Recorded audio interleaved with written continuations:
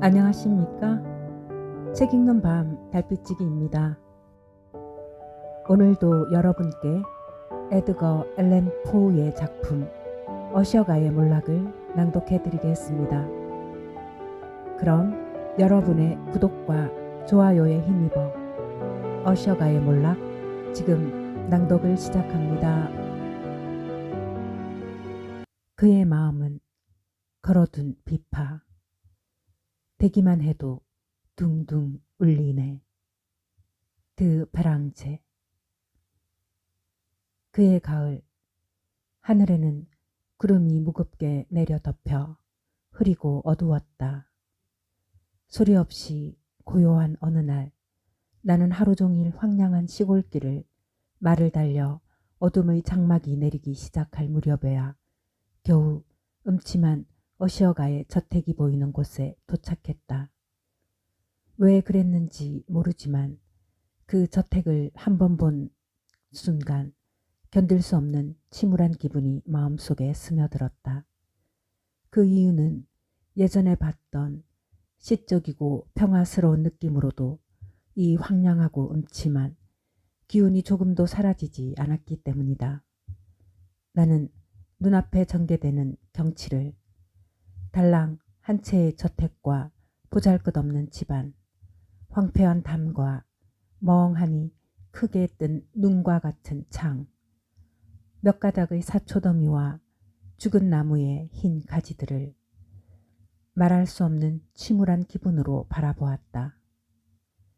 그때의 내 기분은 마치 마약 중독자의 약기운이 사라져 달콤한 꿈에서 깨어나 현실로 돌아올 때에 갖게 되는 비통한 타락의 느낌, 혹은 덮여있던 장막이 순식간에 떨어져 내릴 때에 드는 그 느낌으로 이 세상의 어떤 감정도 비교할 수 없는 것이었다.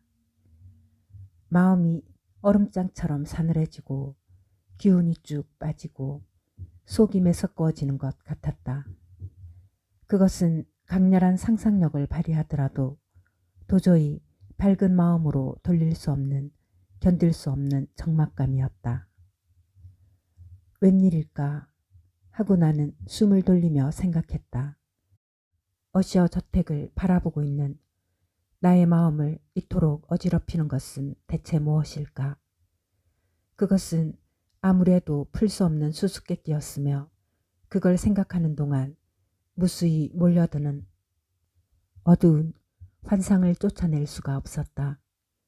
확실히 그 안에는 극히 단순한 자연물상들이 엉켜서 우리들을 괴롭히는데 이 힘의 본질을 분석하는 것도 도저히 할 수 없다는 불만족스러운 결론에 도달하지 않을 수 없었다.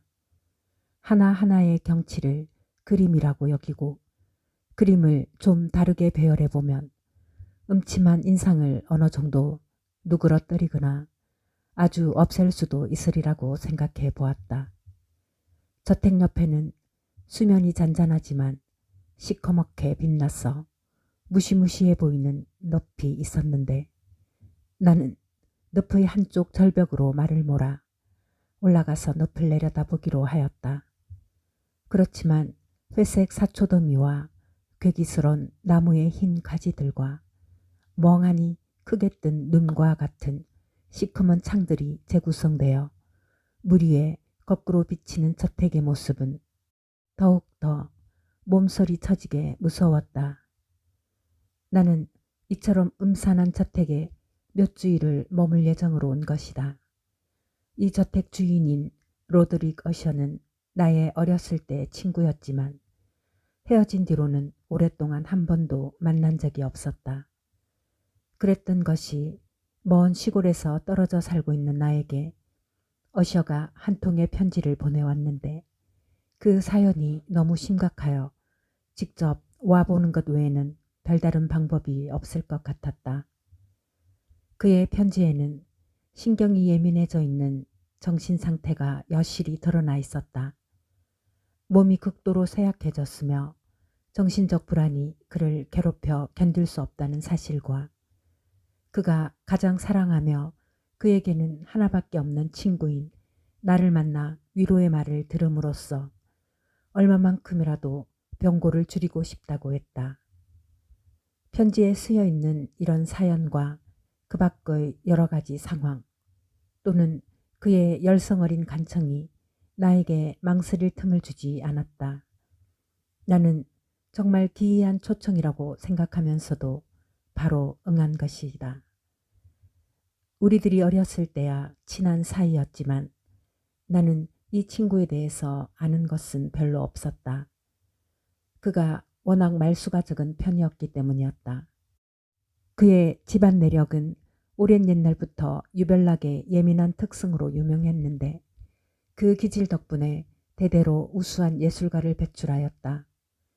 최근에 와서 일면 관대하면서도 겸허한 자선사업을 하는 한편 음악에 있어서는 정통적이고 알기 쉬운 개음보다도 복잡한 음의 새로운 열정으로 예민한 기질이 표현되고 있다는 것을 알고 있었다. 나는 또 어셔가가 꽤 오랜 가문임에도 불구하고 어느 시대를 망라하고 한 번도 반개를 내놓지 못했다는 것.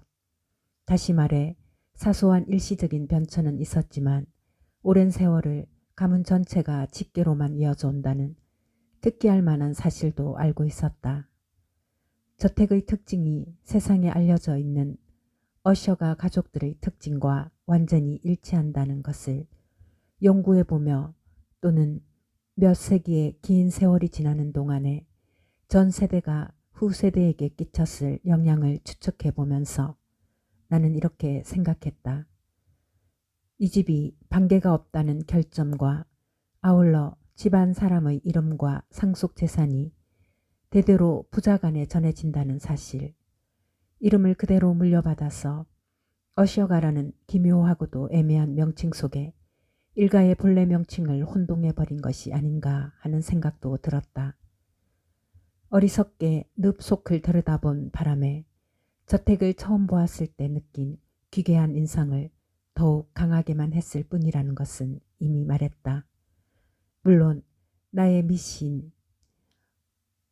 강해졌다는 자각이 도리어 나의 확신을 더욱 강하게 했다는 것만은 사실이다. 오랜 경험을 통해 알고 있는 것이지만 공포의 감정은 이처럼 모순된 경로를 밟는 것이다. 내가 늪 속에 거꾸로 비친 저택의 그림자로부터 눈을 들어 실제의 저택을 쳐다보았을 때 내 마음속에 이상한 공상이 선뜻 머리에 떠오른 것도 어쩌면 이런 이유에서였는지도 모르겠다. 내 마음대로 이리저리 연구해 본 결과 하늘의 대기와는 아주 딴판인 썩은 나무나 흰 벽들 혹은 고요한 늪으로부터 증발된 수증기와 희미하고 완만하여 겨우 알아볼 수 있는 우중충한 빛깔의 붓기 어린 증기로 이루어진 특유의 공기가 저택과 그 주변을 떠돌고 있다고 믿게 되었다. 악몽 같은 망상을 내 마음속으로부터 쫓아내려고 나는 더욱 자세히 저택을 살펴봤다. 여러 세기를 지내온 건물은 이미 퇴락하여 상당히 오래된 저택이라는 것이 제일 뚜렷한 특징이었다. 저택 외부 전체가 온통 곰팡이로 덮여 섬세하게 뒤얽힌 거미줄처럼 지붕 끝에 축 늘어져 있었다. 그러나 그 정도로는 심하게 황폐되었다고 할 수도 없었다. 주춧돌이 허물어져 있지는 않았지만 보수를 한 부분과 퍼석퍼석하여 금방이라도 바스라질 것 같은 주춧돌 사이에는 큰 부조화가 있는 것처럼 보였다. 이것은 쓰지 않은 채 오랫동안 바깥 공기를 쐬지 못하고 땅굴 속에서 썩어버린 낡은 세목공의 금 모양만 번드르한 외관을 보는 것 같았다.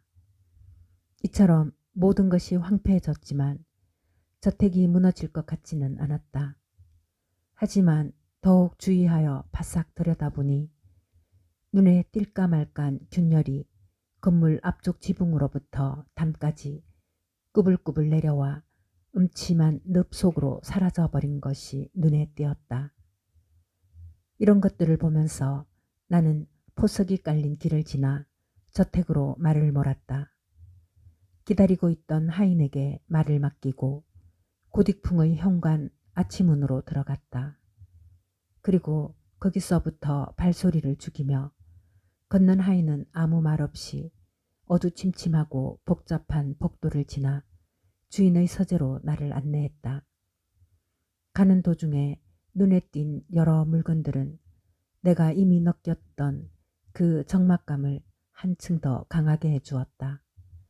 천장의 조각 장식이나 벽에 걸려있는 어두침침한 벽걸이, 마루에 시커먼 흑단, 발을 옮길 때마다 덜컥덜컥 울려 환영을 보이는 것 같은 문장을 새긴 전리품의 갑옷 등 어렸을 때 보아 내 눈에 충분히 익숙했던 물건들이 새삼스레 기이한 환상을 불러일으키는 데에는 더욱 놀라지 않을 수 없었다. 계단에서 나는 이 집의 주치의를 만났다. 그의 얼굴에는 경험에서 오는 교활함과 당황의 표정이 뒤섞여 있었다. 그는 서둘러 나에게 인사를 하고는 지나쳐 갔다. 잠시 후에 하인은 방문을 열고 나를 그의 주인 앞으로 안내했다. 내가 들어간 방은 상당히 넓었고 천장도 높았다. 창문들은 길고 좁으며 뾰족했는데 마루로부터 너무 높이 있어 창문틀에도 손이 닿을 수 없을 정도였다. 진홍빛의 석양이 격자창으로부터 흘러들어와 그나마 주위의 물건들을 알아볼 수 있었다. 그러나 아무리 눈을 크게 뜨고 보아도 방에서 먼 구석과 반원형의 완자무늬로 장식한 천장의 구석 쪽은 어둠에 휩싸여 잘 보이지 않았다. 벽에는 칙칙한 벽걸이가 걸려있고 가구는 좀 많은 편이었는데 한결같이 우중충하고 낡아빠진 장식들은 떨어져 나가 이 방에 활기를 주지 못했다. 이것들을 바라보자 나는 슬픈 마음이 솟구쳤다. 엄숙하고 쓸쓸하면서 어찌할 바를 모르는 침울한 기분이 방 안에 떠돌며 가구들에게까지 깊숙이 스며들어 있었다. 내가 방 안으로 들어가자 어셔는 다리를 쭉 뻗고 누워있던 소파에서 벌떡 일어나 나를 진심으로 반가이 맞아주었다. 처음에는 억지로 만들어낸 진심이 아닌가 싶었지만 그의 눈을 바라본 순간 나는 그것이 진심에서 우러나온 것임을 알았다. 우리들은 자리에 앉았다. 그가 잠시 없는 동안 나는 연민과 동시에 두려움을 느끼면서 그를 바라보았다. 로드리거 셔처럼 이렇게 단시일 내에 무서운 모습으로 변해버린 사람도 드물 것이다. 지금 내 눈앞에 앉아있는 이 창백한 남자가 오랜 옛날 소년 시절의 나의 친구였다고는 도저히 믿어지지 않았다. 그러나 그의 얼굴의 특징은 조금도 변한 데가 없었다.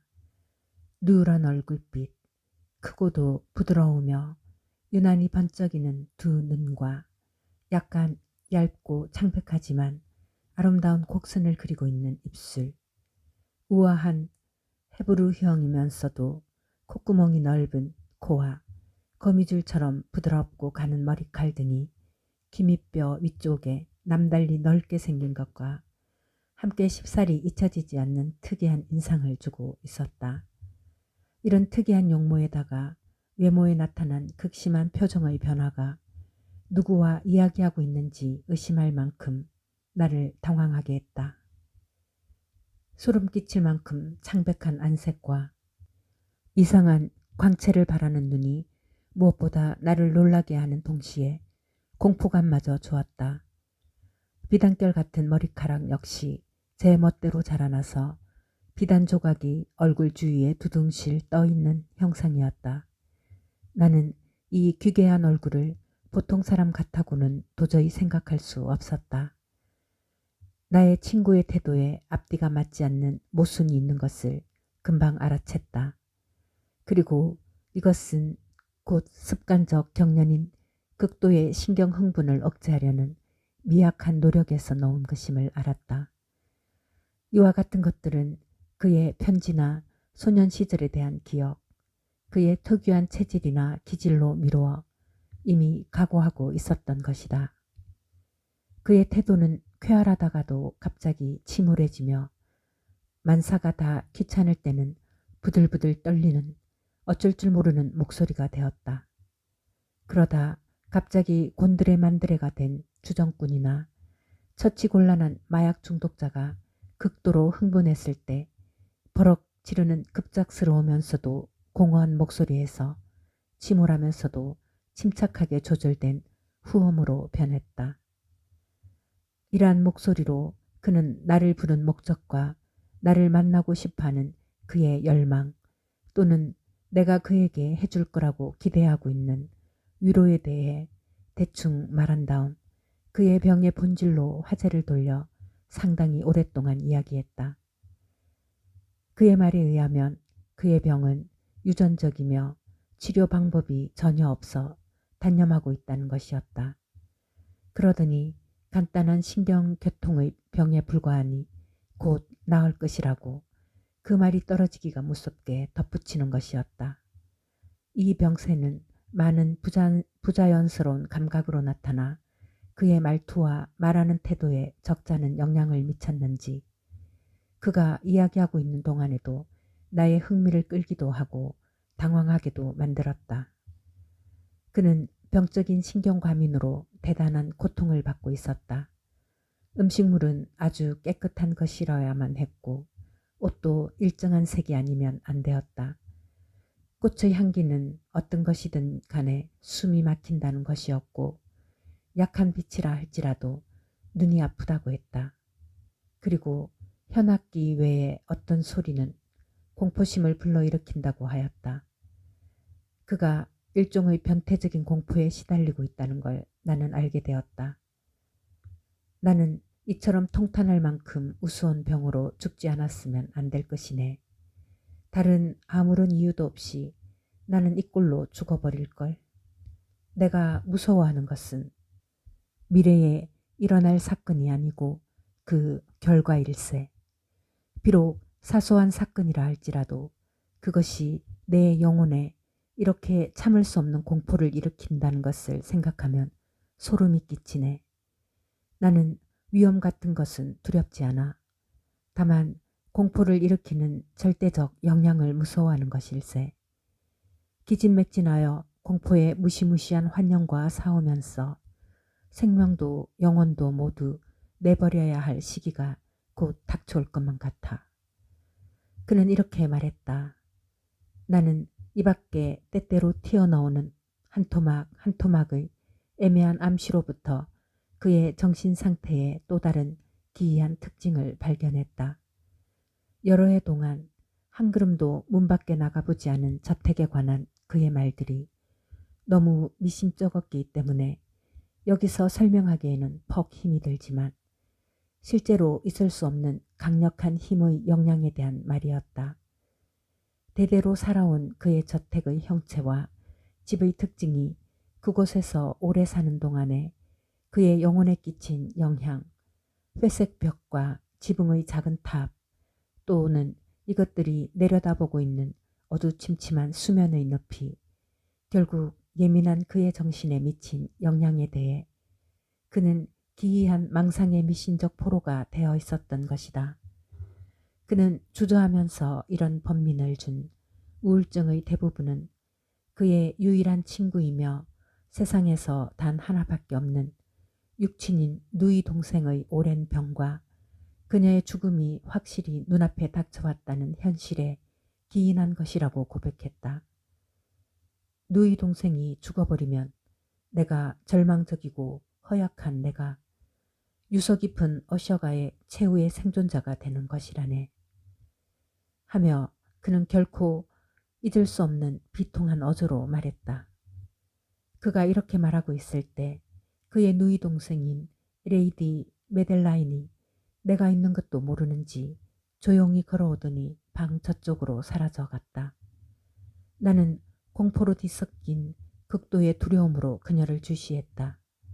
그러나 왜 그렇게 놀라고 두려움마저 느꼈는지 나도 알 수가 없었다. 저쪽으로 멀어지는 발소리를 마음속으로 쫓고 있는 동안 나는 머리가 쭈뼛해짐을 느꼈다. 마침내 그 여자의 모습이 문 뒤로 사라져버리자 나는 얼른 어셔의 표정을 살폈다.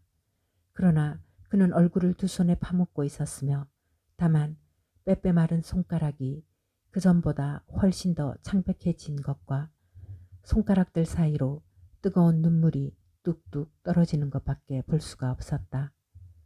이 메델라인의 오랜 병에 대해서 능숙한 의사들도 혀를 찼다.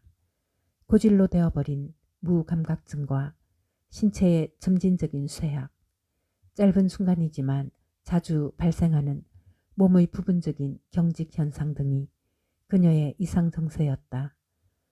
여태까지 그녀는 자기의 병고를 꾹 참고 침대에 누우려고 하지 않았는데 내가 도착한 그날 밤 어셔가 몹시 흥분하며 나에게 말한 바에 의하면 끝내 무서운 병마의 힘에 쓰러지고 말았다는 것이었다. 그러므로 그때 저녁 무렵에 한 번 본 것이 최후로서 적어도 그녀가 살아있는 동안에 다시는 그녀를 보지 못할 것만 같았다. 그 후 며칠 동안은 나도 어셔도 그녀의 이름을 입 밖에 내지 않았다. 그동안 나는 열심히 이 친구의 우울증을 위로해 주려고 애를 썼다. 우리들은 같이 그림도 그리고 책도 읽었다. 혹은 그가 즉흥적으로 연주하는 격렬한 기타 소리에 꿈을 꾸듯 귀를 기울였다. 이렇게 두 사람의 관계가 갈수록 친밀해짐에 따라 그는 자기의 마음을 보다 허물없이 털어놓게 되었지만 그러면 그럴수록 그의 마음을 즐겁게 해주려는 나의 노력이 헛사임을 더욱 비통하게 깨닫지 않을 수 없었다. 왜냐하면 그의 마음으로부터 암흑이 마치 선천적으로 타고난 확고한 본질과도 같이 우울하게 끊임없이 뻗어나왔기 때문이다. 어셔가의 주인과 단둘이 이렇게 보낸 음울한 시간들의 기억은 내 머릿속에서 영원히 사라지지 않을 것이다. 하지만 그와 내가 무슨 연구 또는 무슨 일에 몰두하고 있었는지, 그가 나에게 무엇을 당부했는지 그런 것들은 아무리 해도 도무지 정확하게 표현할 수가 없을 것 같아. 흥분되어 극도로 본성을 잃은 예술적 상상력만이 인광과 같은 푸른 빛을 던지고 있었다. 그가 만든 몇 편의 즉흥적 망가는 언제까지나 내 귓전에 쨍쨍 울릴 것이다. 특히 무엇보다도 포우베버의 마지막 왈츠의 격렬한 음조에 그가 부연한 기묘한 정곡과 병곡이 가슴 아프게 지금까지도 내 마음속에 남아있다. 치밀한 공상에서 비롯되어 조금씩 색을 칠함에 따라 더 한층 몽롱한 느낌이 드는 그의 그림은 보면 볼수록 더욱 괴기스러웠다. 그의 그림은 아직도 내 눈앞에 뚜렷하게 아른거리지만 도저히 뭐라고 표현할 수는 없다. 극도의 단순성과 그의 의도가 노골적으로 표현되어 있어 보이는 사람의 주의를 끌며 위압감을 느끼게 했다. 만약 하나의 사상을 그림에 표현한 사람이 있다면 그는 바로 이 로드릭 어셔이리라. 적어도 그때는 이 우울증 환자가 캔버스 위에 그리려는 순수한 추상에서 프젤리의 그 타오르는 듯하면서도 구체적인 환상화를 보았을 때도 느껴지지 않았던 참을 수 없는 극심한 공포가 느껴졌다. 어셔의 환상적 그림들 중에 그다지 강하게 추상적 기법이 나타나 있지 않아 흐릿하게나마 말로 표현할 수 있는 것이 하나 있었다.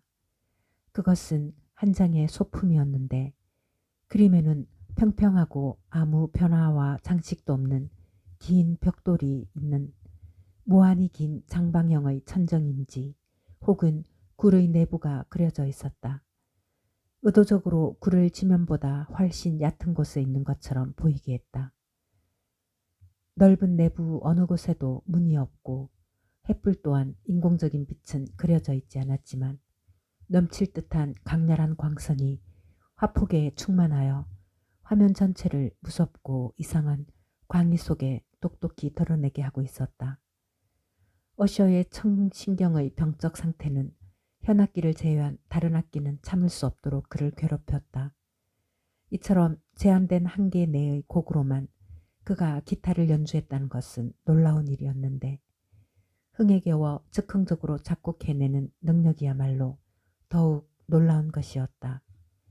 그의 환상적인 작곡이며 또는 가끔 기타를 치며 운율적 즉흥시를 읊은 가사는 최고의 예술적 경지에 도달했었다. 이런 즉흥시의 한 구절을 나는 지금도 외울 수가 있다. 그가 읊은 즉흥시에 내가 더욱 강렬한 인상을 받았던 이유는 그 시의 의미의 밑바닥에 깔린 신비로움 속에서 그의 옥자 위에 고고한 이승이 비틀거린다는 것을 처음으로 완벽하게 자각한 듯이 느낌이 들었기 때문이다. 그가 읊은 유령구라는 시는 정확하지는 않으나 대략 다음과 같은 것이었다. 푸른빛 짙은 계곡에 천사들이 깃들여 살던 아름답고 웅장한 궁전이 빛나는 궁전이 우뚝 솟아있도다. 사상의 제국에 그 궁전은 솟아있도다. 천사도 이렇게 아름다운 궁전에는 임해본 적이 없으리라. 노랗게 빛나는 황금빛 깃발들이 지붕 위에 휘날렸도다.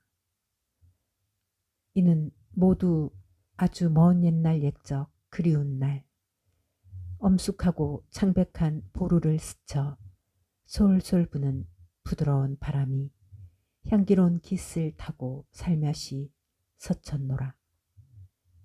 행복의 골짜기를 헤매는 방랑의 무리들, 빛나는 두 개의 창으로부터 은은히 들리는 비파 소리에 따라 춤추며 옥자를 돌고 도는 신들을 보내.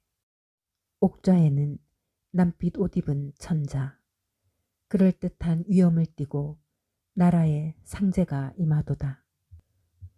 아름다운 궁전의 문은 진주와 루비 빛으로 비치고 그 문으로 흐르고 흘러 또 영원히 반짝인다. 산울림의 무리가 뛰어들어오도다. 세상에 드문 아름다운 소리로 임의 크신 공덕을 찬미함을 유일의 의무로 삼고 악마들은 슬픔의 옷을 입고 상제에 옥자를 부수었도다. 아, 슬프도다. 상제를 다시는 보지 못하리. 궁터에 떠도는 빨갛게 피어오르는 영광도 이제는 무덤 속에 묻힌 옛날의 남은 추억의 한 줄기. 골짜기를 지나는 여행자의 무리들, 이제는 다만 붉은 빛이 비치는 창으로부터 미친 듯이 터져나오는 음악 소리에 맞춰 희미하게 흔들리는 커다란 그림자를 볼 뿐. 무서운 급류와도 같이 창백한 문을 지나 괴물의 무리들이 끊임없이 몰려나와 큰 소리로 웃지만 더 이상 미소는 볼 수 없구나. 지금도 머릿속에 똑똑히 기억하지만 이 시가 준 암시는 나에게 많은 생각을 일으키게 하였고 어셔가 가지고 있는 견해까지 확실히 알 수 있게 되었다. 그런 견해를 가진 사람이 그 이외에도 들어 있었기에 신기하다기보다 그가 너무 집착하고 있었기 때문에 언급하는 것으로서 모든 식물이 감각을 가지고 있다는 견해였다. 이 생각에 더욱 깊이 빠져들게 되어 그의 무질서한 공상 속에서 마침내 어떤 조건 하에서는 무기체에까지 감각이 뻗친다는 것이었다. 내가 그의 확신의 전부와 열성을 표현할 수는 없으나 전에도 잠깐 암시했던 그 미씨는 선조로부터 대대로 내려온 이 저택의 잿빛 돌담과 무슨 관계가 있는 듯 싶었다. 그런 것에도 감각이 있다는 증거는 추춧돌이 배열된 양식에 있다고 그는 상상했다. 돌이나 그것들을 덮고 있는 수많은 곰팡이이며 또는 돌담 근처에 서 있는 죽은 나무들의 배열된 순서, 특히 이들이 오랫동안 무너지지 않고 그대로 버티고 있다는 것과 그 자태가 늪의 고요한 물 위에 거꾸로 비치고 있다는 사실로서 알 수 있다는 것이었다. 감각이 있다는 증거로는 물과 벽 주변에 있는 대기가 저절로 천천히 그리고 분명하게 굳어지는 것으로도 알 수 있다고 그는 말했다. 이 말을 듣고 나는 황당했다. 수세기 동안 그 저택의 운명을 좌우하고 또 자기를 이런 인물로 만들어버린 것은 그 암울하고 무서운 대기의 결과라고 그는 덧붙였다. 이러한 그의 견해는 해석이 불가하므로 나 역시 설명은 할 수가 없다. 여러 해 동안 이 환자의 정신생활의 대부분을 지배해온 서적은 물론 이런 환상적 생활에 알맞은 것들 뿐이었다. 베르세, 마키아벨리, 홀베르그, 로버트 플루드, 장 댕다지네, 드 라샹브르, 티크, 캄파넬라, 에이메릭 드 지론, 폼포니우스 멜라의 작품 가운데 고대 그리스의 사타, 그리스 신화의 상반 신은 사람, 하반 신은 양의 다리를 가진 사신에 관한 글은 어셔가 몇 시간이고 꿈꾸듯이 취해 탐독하는 책이었다. 그 중에서도 그가 가장 심취해서 탐독하는 서적은 사절 고딕 서체판의 진서, 메인서교의 성가대에 의한 사자에게 드리는 천야기도라는 책이었다. 나는 이 서적에 기록된 광포한 종교의식과 그것이 우울증 환자에게 끼칠 영향을 심각하게 고려하지 않을 수 없었다. 그러던 어느 날 밤 그는 갑자기 누이 동생 메델라인이 죽었다는 것을 내게 알려왔다. 그는 정식으로 매장하기 전 약 2주일 동안은 시체를 아래층에 있는 지하실에 감매장할 작정이라고 말했다. 그가 이런 특이한 방법을 취할 수밖에 없는 현실적인 이유들은 내가 뭐라고 간섭할 수 있는 성질의 것이 아니었다. 고인의 병의 이상한 증세와 의사들이 주제넘게 사인을 꼬치꼬치 깨묻는 것, 그리고 멀리 있는 가족 묘지가 황폐해진 것 때문에 이렇게 결정한 것이라고 어셔는 말했던 것이다. 그리고 나 역시 이 저택에 온 첫날 본 그녀의 불길한 용모를 기억해 봤을 때 조금도 해댈 것이 없고 부자연스러울 게 없는 이 방법에 대해서 반대하고 싶은 마음이 없었던 것도 사실이었다. 어셔의 부탁으로 나는 감회장 준비를 도와주었다. 시체를 관에 놓은 다음 둘이서 관을 메고 감회장할 지하실로 갔다. 그곳은 오랫동안 닫혀 있었던 탓으로 손에 든 횃불이 숨이 막힐 듯한 공기에 맥을 못 추어 도무지 주위를 분간할 수가 없었다. 우리가 관을 내려놓은 지하실은 좁고 축축하고 햇빛 한 줄기 들어올 틈조차 없는 곳으로서 내가 침실로 사용하는 방 아래에 꽤 깊은 곳에 있었다. 먼 옛날 봉건 시대에는 분명히 지하 감옥으로 사용했을 테고 그 후에는 화약이라든가 또는 불이 붙기 쉬운 인화물질의 저장소로 사용되었던 듯 싶었다.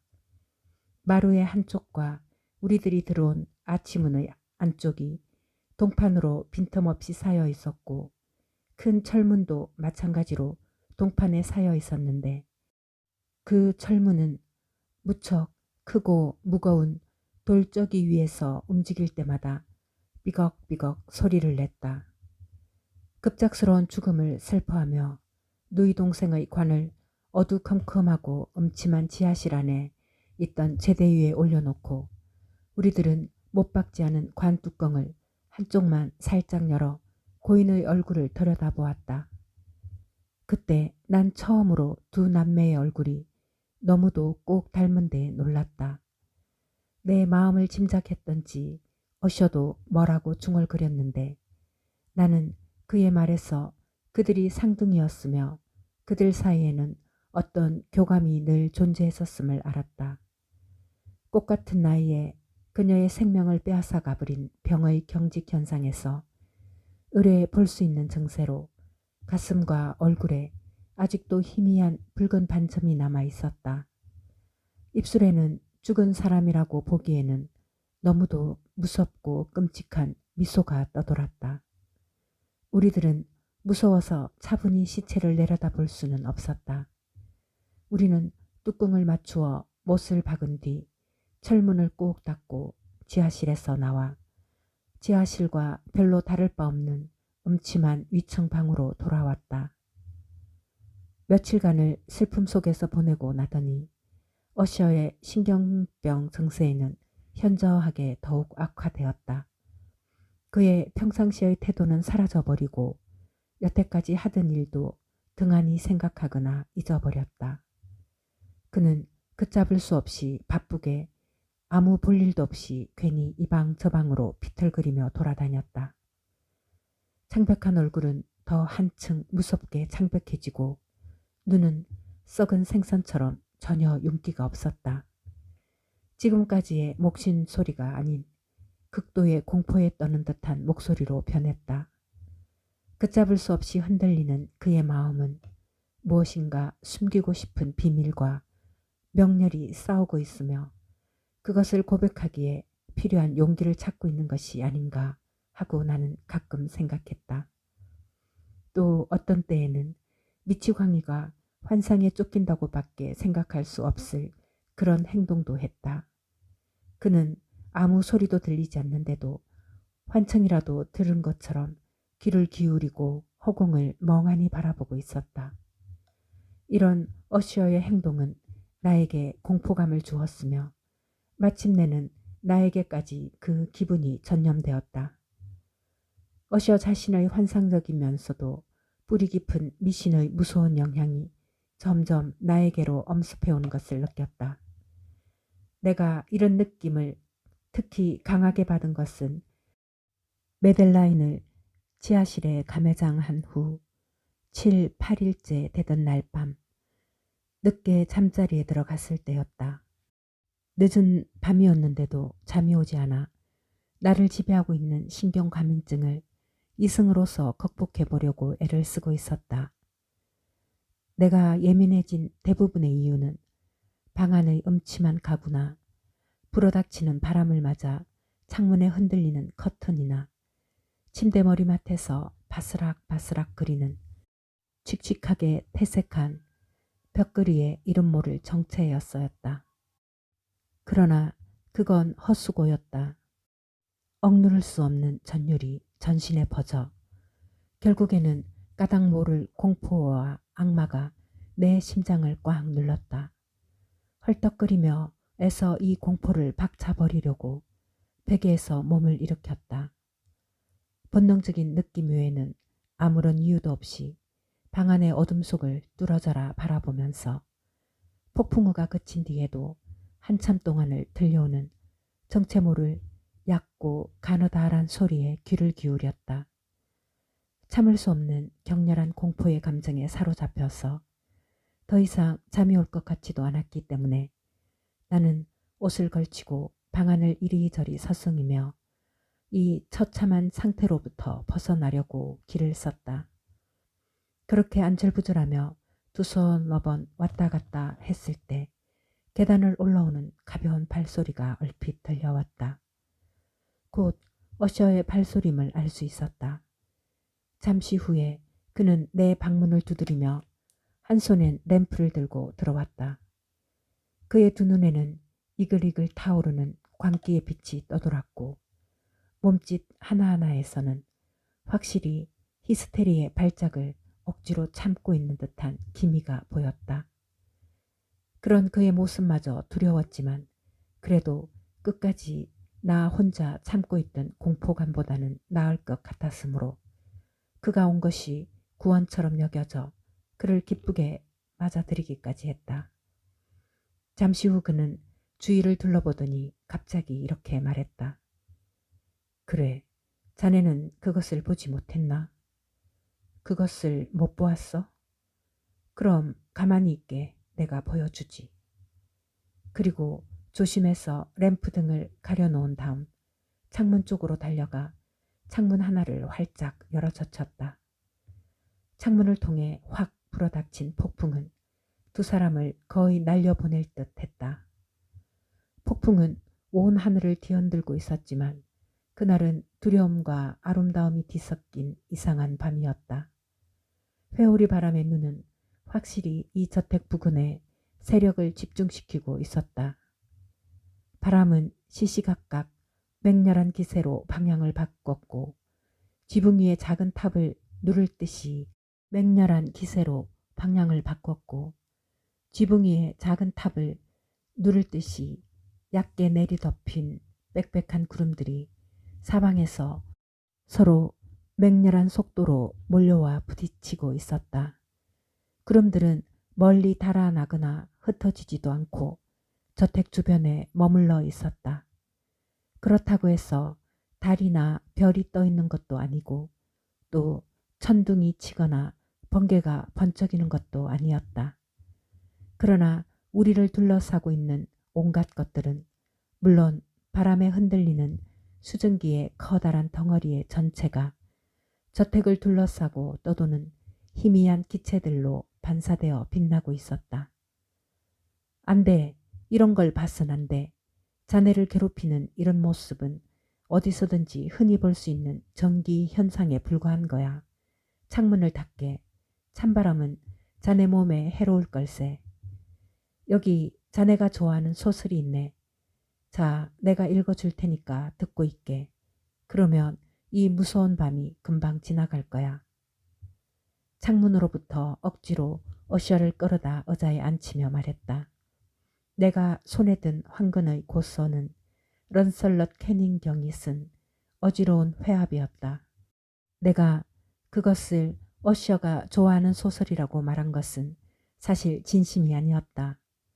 왜냐하면 이 책의 조잡하고도 상상력이 결여된 이야기에는 그의 고상한 영혼에 감흥을 줄 만한 것이라고는 아무것도 없었기 때문이다. 하지만 눈앞에 있던 것이라곤 이 책뿐이었으므로 혹시나 이 우울증 환자의 흥분이 내가 읽어주는 싱거운 이야기라도 좀 가라앉지 않을까 하고 막연히 기대했다. 이렇게 좀 색다른 것이 어떤 때에는 정신 이상의 마음을 안정시킬 수도 있었기 때문이었다.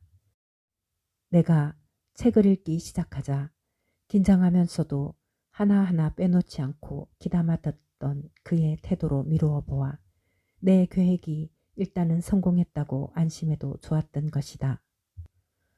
나는 이 소설의 주인공 에델렛이 은둔자의 집에 들어가기 위해 그가 찾아온 뜻을 공손히 전했으나 받아주지 않아 결국에는 폭력으로 침입하려는 그 유명한 구절에 이르렀다.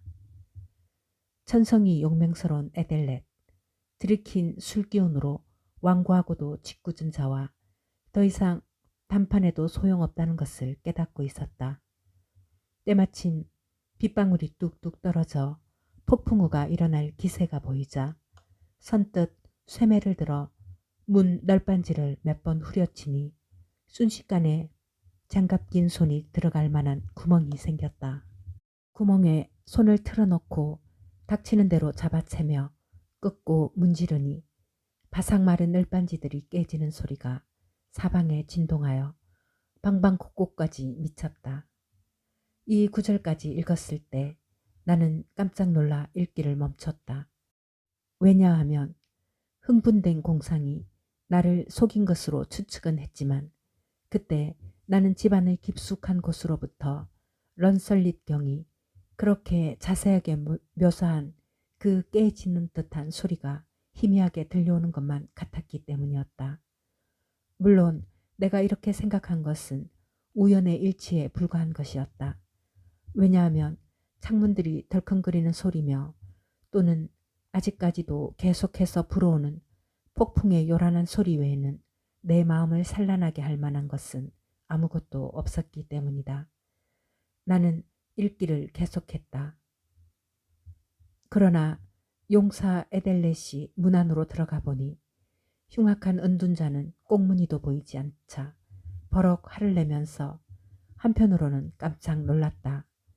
은둔자가 있어야 할 그 자리에 은둔자는 없고 비늘이 번쩍거리고 불타는 혀를 가진 어마어마하게 거대한 용 한 마리가 쭈그리고 앉아 있어 은마루가 깔린 황금 궁전 앞을 경호하고 있었다. 벽에는 찬란한 노쇠 방패가 걸려 있고 그 속에 써여 있기를 여기 들어온 자는 정복자일지어다. 용을 죽이는 자는 이 방패를 가질지어다. 그것을 본 에들럿이 쇠매를 들고 용의 머리를 내리치니 용은 그 앞에 푹 거꾸러져 도끼를 내뿜으며 통곡하였다. 그 음침하고 고통스러운 소리는 고막을 찢을 듯하여 장사 에델럿도 이 소리엔 그만 두 손으로 귀를 막았다. 참으로 이런 소리는 전대미문이라 하겠으니. 여기서 나는 벼랑간 다시 한번 깜짝 놀라 읽기를 멈추었다. 어디서 들려오는지 알 수는 없으나 먼 곳에서 낮게 들려오는, 그러나 날카롭고 길게 이어지는 애원하는 듯한 소리. 이 소설에서 묘사한 용의 기괴한 통곡 소리가 이런 것이 아니었을까 상상하던 것과 조금도 다름없는 소리를 이번에는 확실히 들었기 때문이다. 나는 두 번째의 기괴한 우연의 일치에 놀라 극도의 공포를 느꼈지만 어셔의 과민한 신경을 자극시켜서는 안 되었기에 꾹 참으면서 마음을 가라앉혔다. 어셔도 이 무서운 소리를 들었는지는 확실히 알 수 없었다. 하지만 최후의 몇 분 동안 그의 태도에 이상한 변화가 나타난 것만은 분명했다. 처음에는 나와 마주 앉아 있던 그가 점점 의자를 돌려 나중에는 방문 쪽을 향해 앉게 되었고, 그 때문에 그가 뭐라고 중얼거리느라 입술이 부들부들 떠는 것이 보이기는 했지만 그의 옆모습밖에는 볼 수가 없었다. 그는 머리를 푹 숙이고 있었으나 얼핏 그가 눈을 크게 부릅뜨고 있는 것으로 보아 자고 있는 것이 아니라는 것만은 알 수 있었다. 그는 조용히 그러나 쉴 새 없이 일정하게 몸을 좌우로 흔들고 있었다. 그의 이런 모습을 흘끔 살펴본 후에 나는 다시 책을 읽어 나갔다.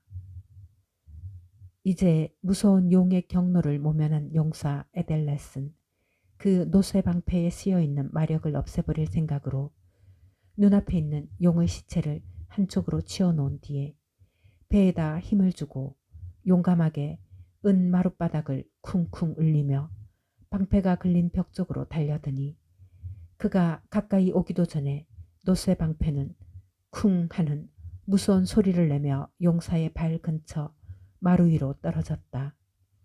라는 구절이 내 입술 사이로 흘러나오자마자 바로 그때 노쇠 방패가 실제로 은 마룻바닥에 무겁게 떨어지는 것처럼 뚜렷하고도 무서운 금속성의 둔탁한 소리가 내 귀에 들려왔다. 나는 너무 놀라 의자에서 벌떡 일어났다. 어셔는 변함없이 몸을 좌우로 흔들고 있었다. 나는 그가 앉아있는 의자로 달려갔다. 그의 두 눈은 앞을 뚫어지게 바라보고 있었고 얼굴에는 딱딱하고 엄숙한 빛이 떠돌고 있었다. 내가 그의 어깨에 손을 얹자 그는 전신을 부들부들 떨며 미소를 지었다. 그는 나의 존재를 잊은 듯 들리지도 않는 낮은 목소리로 뭐라고 빠르게 중얼거렸다. 그에게 가까이 허리를 굽히고서야 겨우 그의 입에서 나오는 끔찍한 말을 알아들을 수가 있었다. 저 소리가 안 들려? 아냐, 들리지. 아직까지도 들리는걸. 오랫동안, 오랫동안. 몇 분씩, 몇 시간씩, 여러 날 그 소리가 들렸어. 하지만 나는 감히 입 밖에 내지 못했네. 이 비참하고 못난 놈을 불쌍히 여겨주게 나는 감히 입 밖에 내지 못한 거야. 우리는 누이 동생을 생매장해 버렸단 말일세. 내 감각이 예민한 것은 자네도 잘 알지 않나? 알고 있었나? 그 텅 빈 지하실에서 누이 동생이 관을 빠져나오려고 꿈틀거리는 희미한 소리가 들려왔네. 며칠 전에 벌써 그 소리를 들었지. 그러면서도 나는 감히 말을 하지 못한 거야. 그런데 이제 오늘 밤에는 에델렛이라니.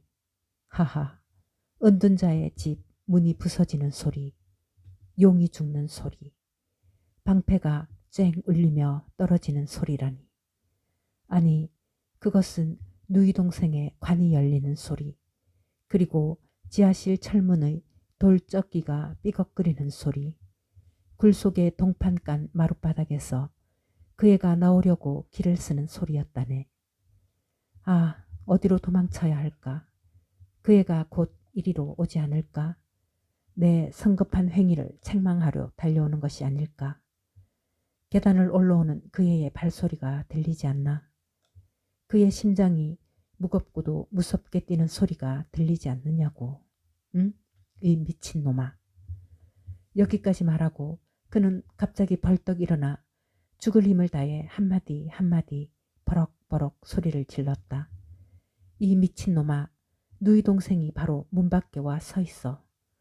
어서의 초인적 외침의 기세에 주문의 힘이라도 들어있는지 그가 가리킨 크고 낡은 문이 서서히 열리다가 불어닥친 폭풍으로 인해 무거운 흑단의 한쪽 문이 갑자기 확 열어젖혔다. 바로 그때 문 밖에는 수의를 입은 키가 크고 호리호리한 메델라인이 서 있었다. 흰 옷에는 붉은 피가 묻어 있었고 몸 군데군데에서는 격렬한 몸부림의 흔적이 역력히 보였다. 잠시 그녀는 문 앞에서 부들부들 떨며 서 있다가 비틀거리며 안으로 들어와 나지막한 신음소리와 함께 방 안에 있는 오빠에게로 픽 쓰러졌다. 그는 단말마의 격렬한 고통으로 마룻바닥에 넘어지자 그만 숨을 거두고 말았다. 그가 예견했던 바와 같이 어셔는 공포에 대한 희생물이 되고 만 것이다. 나는 너무 두려워 그 방으로부터 그리고 그 저택으로부터 도망쳤다. 오래된 포석이 깔린 길을 달리고 있을 때 폭풍은 분노를 일으키듯이 휘몰아쳤다. 그때 갑자기 한 줄기 이상한 빛이 길 위를 비췄다. 내 뒤에는 다만 황량한 저택과 저택의 그림자 말고는 아무것도 없었기 때문에 어디서 이런 빛이 흘러나왔나 하여 뒤돌아보았다. 그것은 천천히 저물어 가고 있는 피가 흐르듯이 새빨갛고 둥그런 마늘의 빛이었다. 붉은 달빛은 이 저택에 방문했을 때 보았던 그전에는 보일까 말까 했던 벽이 갈라진 틈 사이로 음산하게 비치고 있었다. 우두커니 서서 바라보고 있으려니 그 갈라진 벽의 균열은 점점 넓어지고 거대한 회오리 바람이 강하게 한번 몰아치더니 내 눈앞에 갑자기 붉은 달이 둥그렇게 나타났다. 그와 동시에 저택의 거대한 벽들이 무너져 내리며 산산조각으로 쏟아지는 것을 보았을 때 나는 현기증이 일어났다. 거센 파도 소리처럼 격렬한 외침 소리가 한동안 들리더니 내 발치에 있는 깊고 어두침침한 늪이 어셔 저택의 파편을 아무 말 없이 음울하게 삼켜버리고는 곧 수면을 닫았다.